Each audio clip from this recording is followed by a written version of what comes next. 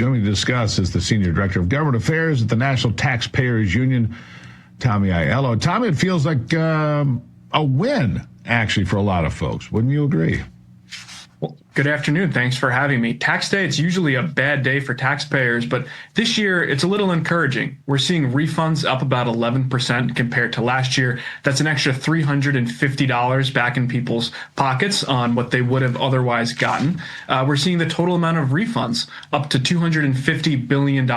That's more money back in Americans' pockets. It's more money that Americans can spend how they want to instead of sending it to Washington. All right, so the average, and I just pulled some of these numbers, and I just want to reflect on these because this is a good day for Americans. The average refund across the country, $3,571. That's mind-blowing. Florida, number one, by the way, their average refund, $4,433. And let me see. I want people to hear this. Florida's number one.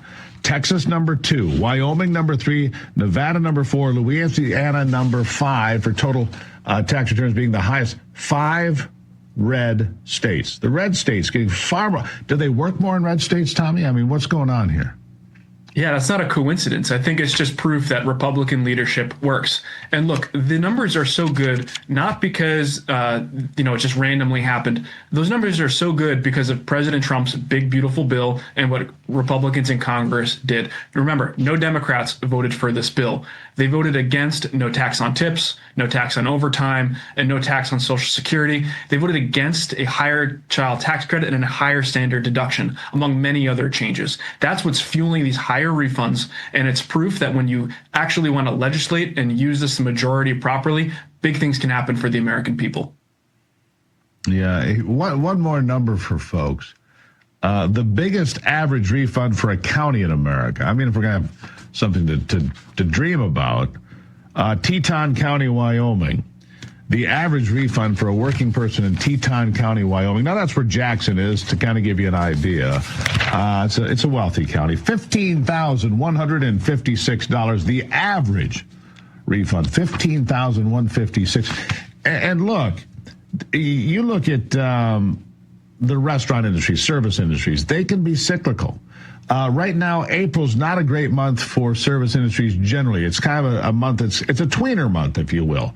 So these kinds of checks, whether it's $3,500, $4,500 or 15 grand, this is the money that pays the mortgage, puts food on the table, makes sure the kids are taken care of, right? This is bridge money so you can get back to the months where there's more action and more money to be made, right?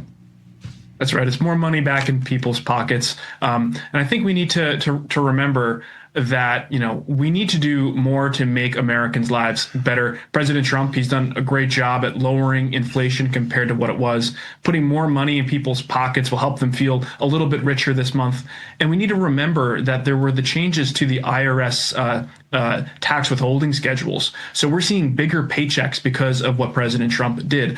Every paycheck, not just this one-off refund that Americans are getting this month. So I think when you take into all those changes, Americans are going to feel a little bit more cushion at the end of the month when they try and make ends meet, lower costs for things at the grocery store and elsewhere. I think that's a recipe for success as we go into the midterms. Yeah, and the other thing, the last thing about these big refunds, I know guys that own retail outlets of different sorts. This is always a big boom for retailers if they're selling televisions or refrigerators or whatever. These are bigger ticket items. Maybe somebody's been waiting to get that new TV. Then they get the big refund like, hey, honey, now's the time to get the TV or the refrigerator, whatever it might be. It really stimulates the economy across the board, doesn't it? Last word to you.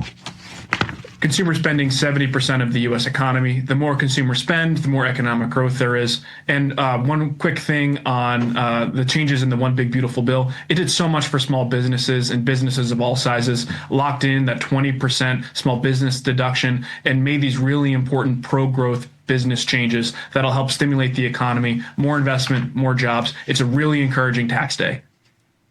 Yeah, and the capital investment that you can write off in the first year if you need a new truck for your business or a new piece of equipment that's major and expensive that had previously been amortized over 37 years. 37 years now, all in the first year. Encourages people to do more with their businesses. Right. Tommy, always good to talk to you. It's a good day.